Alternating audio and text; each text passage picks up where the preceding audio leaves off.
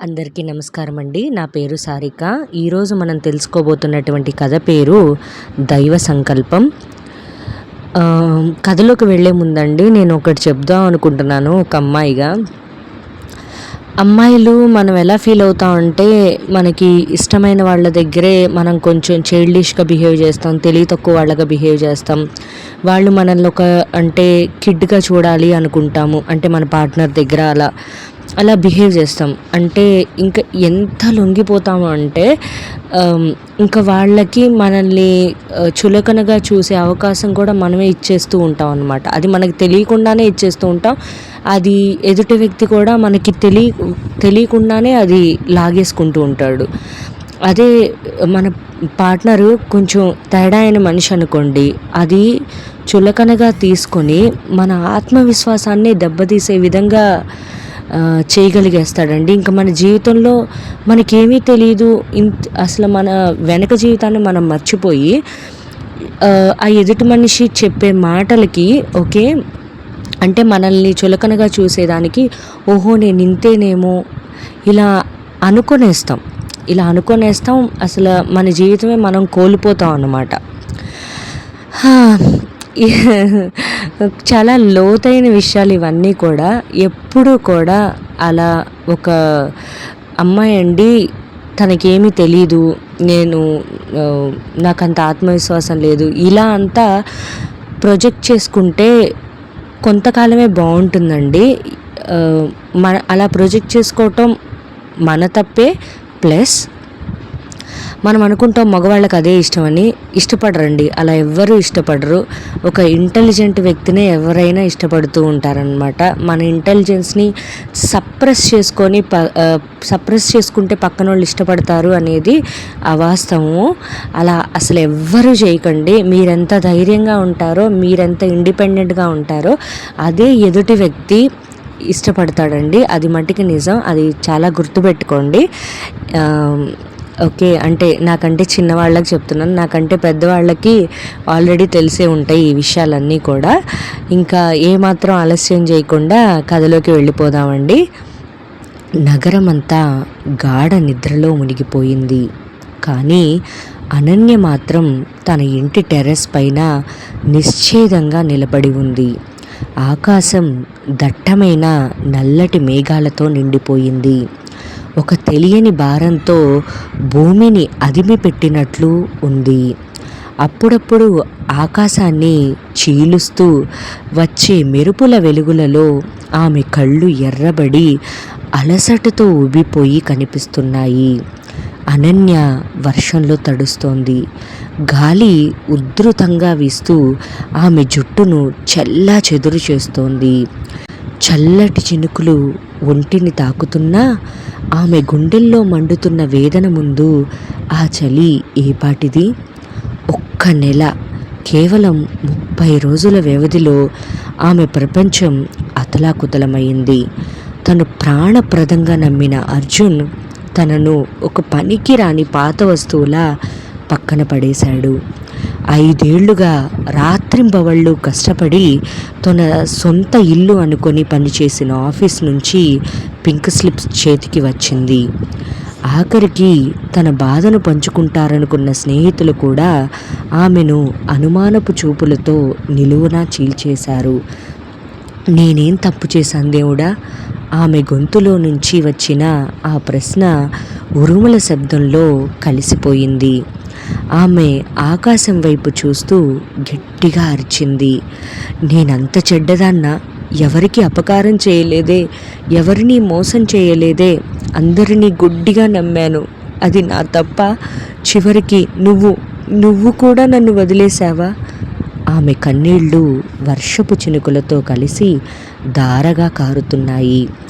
బతకాలన్న ఆశ చచ్చిపోయిన క్షణమది. చుట్టూ ఉన్న ప్రపంచం ఆమెను ఒక పనికిరాని మనిషిగా ముద్ర వేసినట్లు అనిపిస్తోంది. దుఃఖోద్వేగంతో ఆమె గుండె ఎగసిపడుతోంది. అనన్య జీవితం ఒక ప్రశాంతమైన నదిలా ఉండేది. ఆఫీస్లో తను చేసే పనిలో నిబద్ధత, చుట్టూ ఉన్నవారితో ఆమె ప్రవర్తించే తీరు అందరినీ ఆకట్టుకునేవి.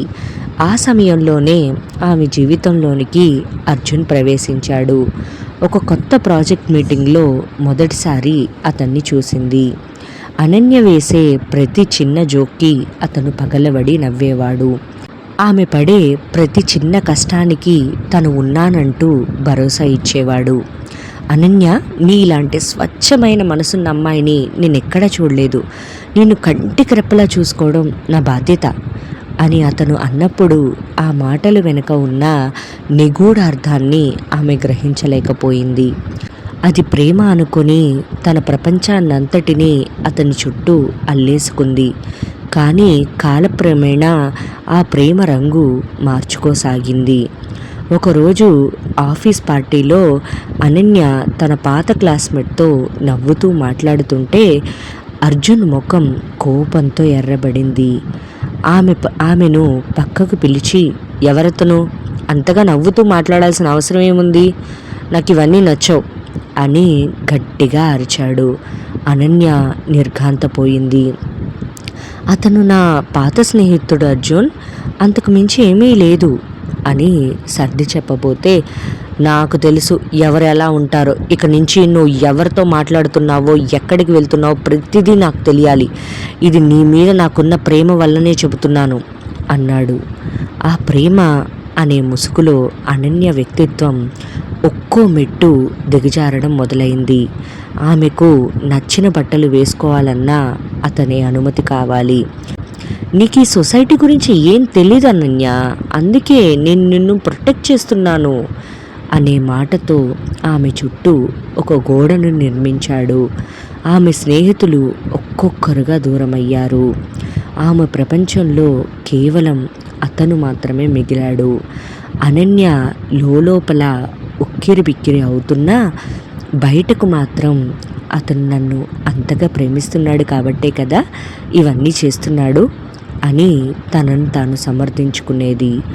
ఆ అమాయకత్వం ఆమెను ఒక అదృశ్య చెరసాలలో బంధించింది.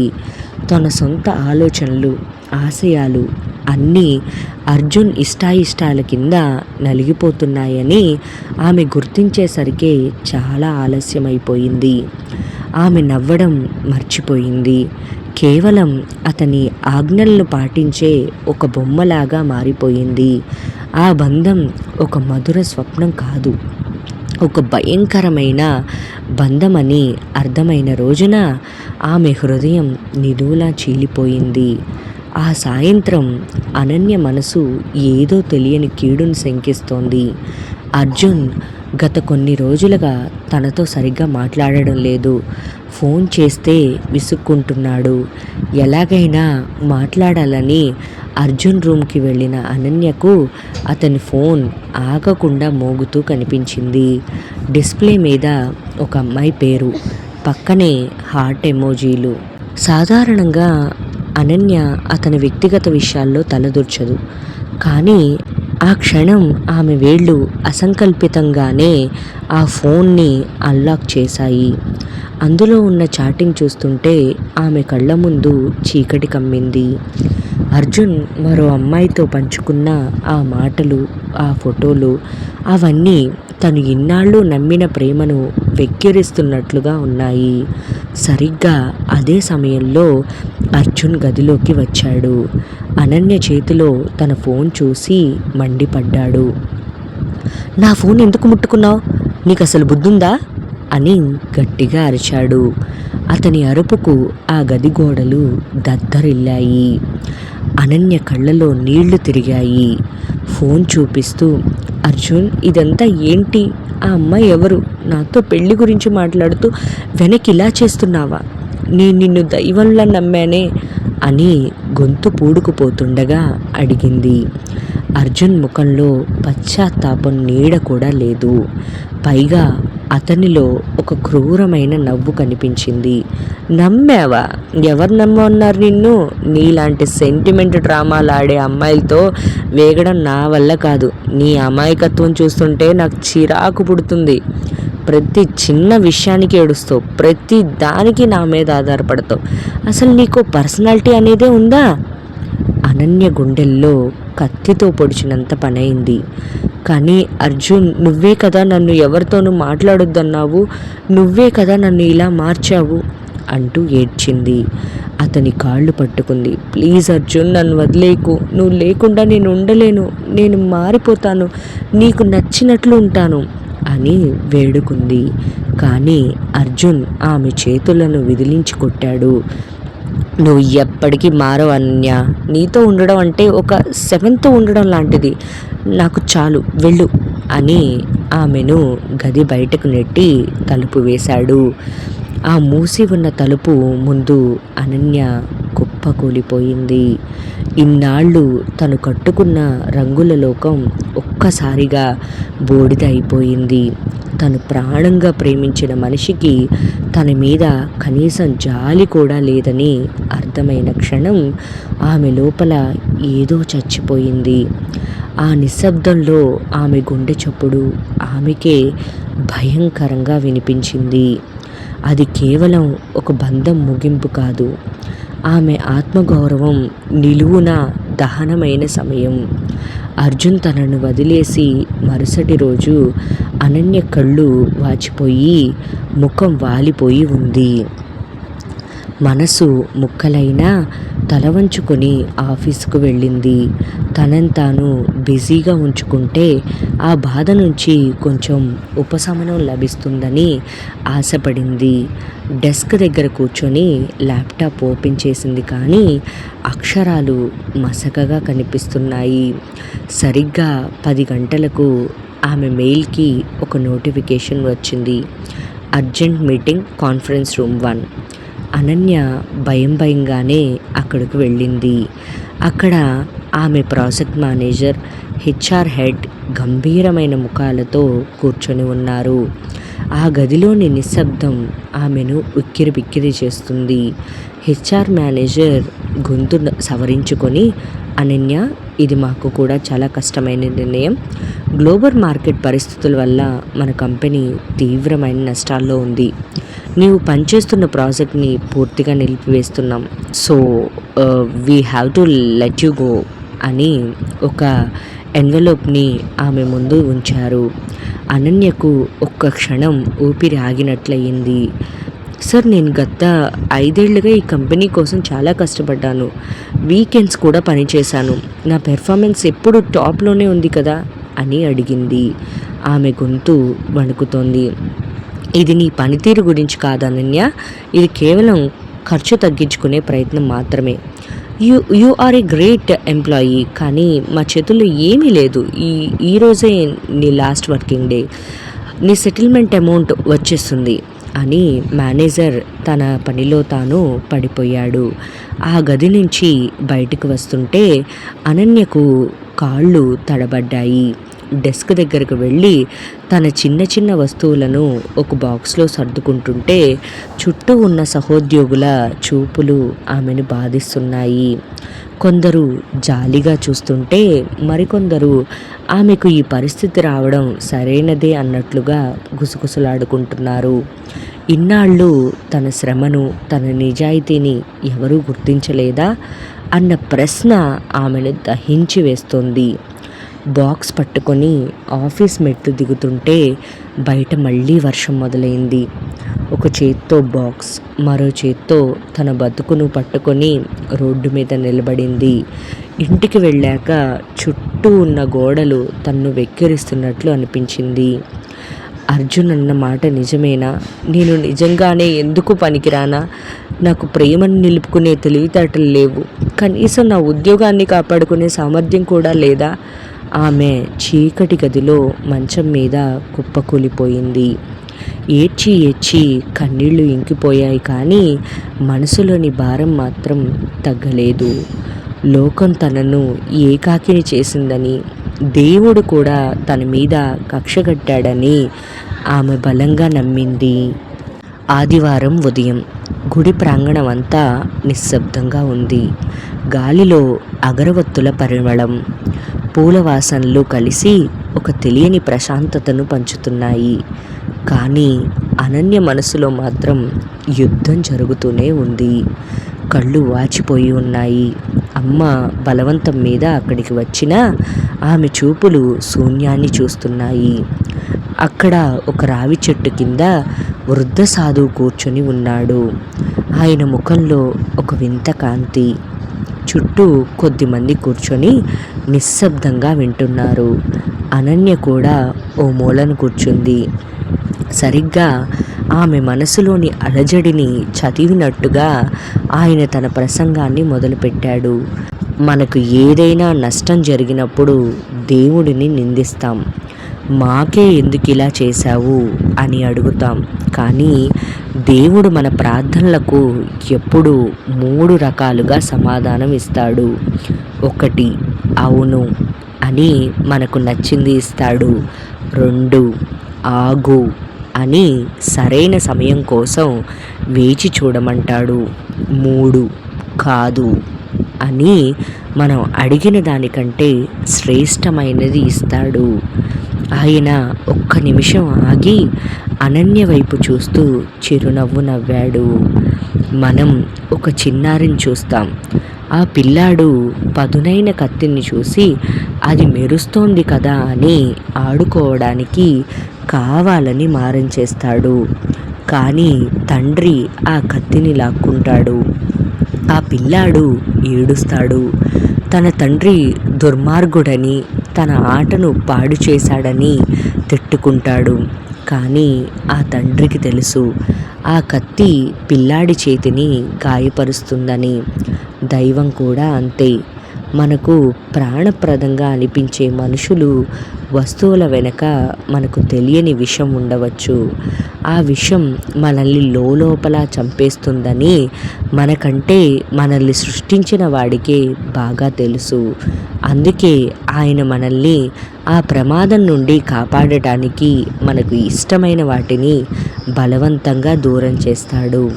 ఆ మాటలు వింటుంటే అనన్య ఒంట్లో వణుకు మొదలైంది. అర్జున్తో గడిపిన రోజులు గుర్తుకొచ్చాయి. అతను పెట్టే ఆంక్షలు, తన ఆత్మవిశ్వాసాన్ని చంపేసే మాటలు, అవన్నీ ఒక పదునైన కత్తిలా ఆమె మనసును ఇన్నాళ్ళు కోస్తూనే ఉన్నాయి. కానీ తను దాన్ని ప్రేమ అనుకొని భ్రమపడింది. సాధువు కొనసాగించాడు. నీ చేతిలో ఉన్న మట్టి పాత్రను దేవుడు నేలకేసి కొట్టి పగలగొట్టాడు అంటే దాని అర్థం నిన్ను ఖాళీ చేతులతో ఉంచాలని కాదు. నీ చేతిలోకి ఒక బంగారు పాత్రను ఇవ్వబోతున్నాడు అని అర్థం. మనం పోగొట్టుకున్న దాని మీద ఉన్న దృష్టి మనకు దక్కబోయే దాని మీద ఉండదు. అందుకే మనం ఏడుస్తాం. దేవుడు మనకు ఇష్టమైనవి ఇవ్వకపోవచ్చు, కానీ మనకు అవసరమైనవి మాత్రం ఖచ్చితంగా ఇస్తాడు. ఆయన చేతులు మనల్ని శిక్షించేవి కావు, నిశ్శబ్దంగా మనల్ని రక్షించేవి. అనన్య కళ్ళ నుంచి ధారగా కన్నీళ్లు కారుతున్నాయి. కానీ ఇవి ఇన్నాళ్ళు కార్చిన దుఃఖపు కన్నీళ్లు కావు.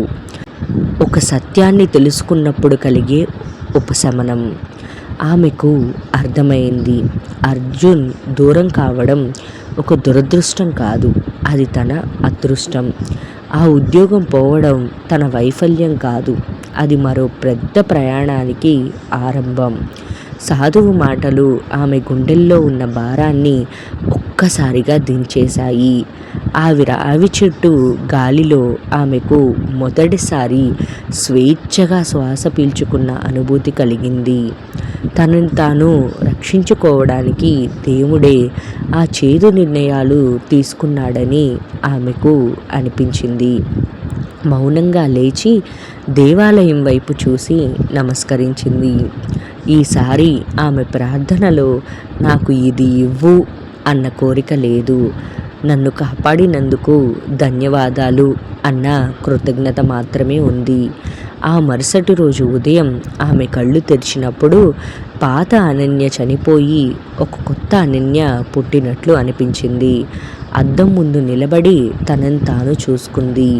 కళ్ళ కింద నల్లటి చారలు ఉన్నా ఆ కళ్ళలో ఈసారి ఒక నిశ్చయం కనిపించింది. మొదటి కొన్ని వారాలు చాలా కఠినంగా గడిచాయి. పాత జ్ఞాపకాలు పలకరిస్తున్నప్పుడల్లా ఆమె తనను తాను హెచ్చరించుకునేది. ఉద్వేగు ఉద్యోగాల కోసం దరఖాస్తు చేయడం మొదలుపెట్టింది.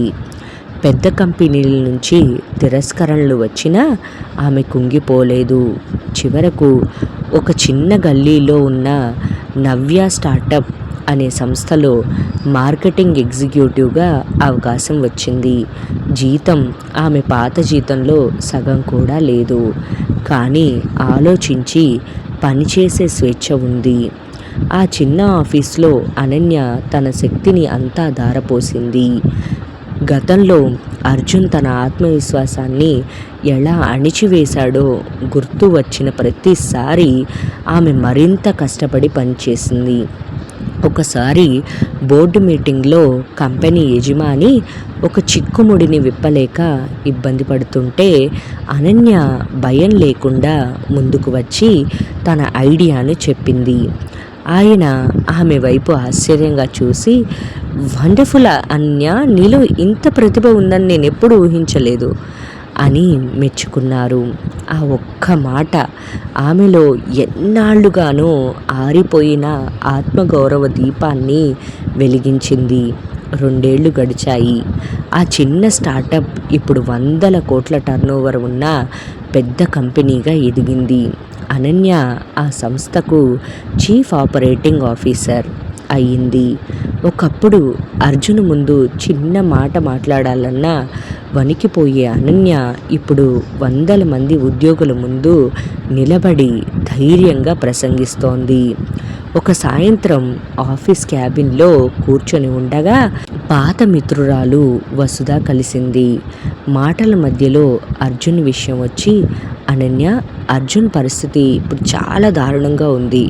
అతను పెళ్లి చేసుకున్న అమ్మాయి అతన్ని మోసం చేసి ఆస్తి అంతా రాయించుకుని వెళ్ళిపోయింది. ఏదో ఫైనాన్స్ కేసులో జైలుకు కూడా వెళ్ళి వచ్చాడట. నిన్న అతన్ని చూశాను, గుర్తుపట్టలేనంతగా చిక్కిపోయాడు. నీ గురించి అడుగుతున్నాడు అని చెప్పింది వసుధ. అనన్య ముఖంలో ఎటువంటి మార్పు లేదు, ద్వేషం లేదు. అతనికి తగిన శాస్త్రి జరిగిందన్న ఆనందం అంతకంటే లేదు.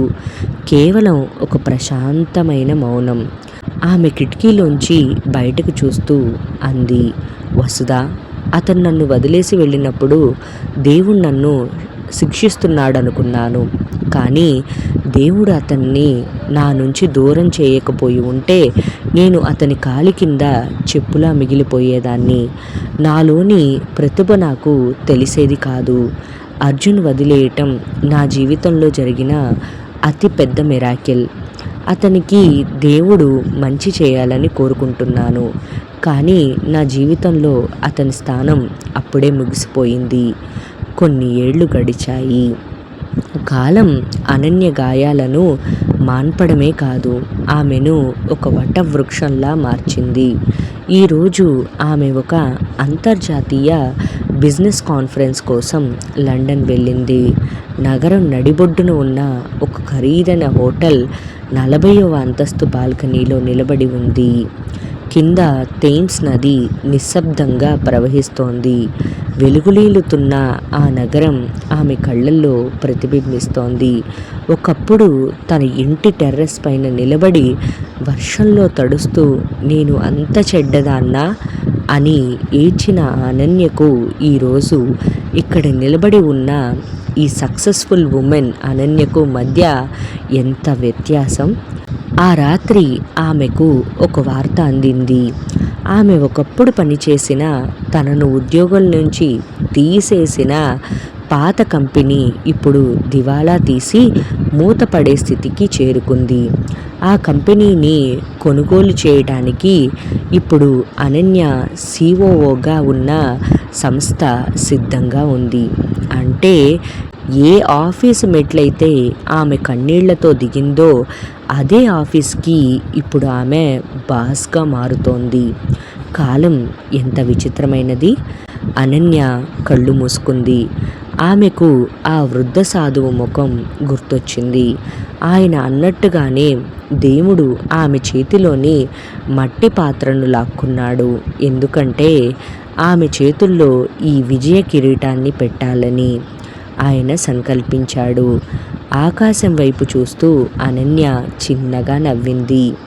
ఈసారి ఆమె కళ్ళల్లో కన్నీళ్లు లేవు, ఒక మెరుపు ఉంది.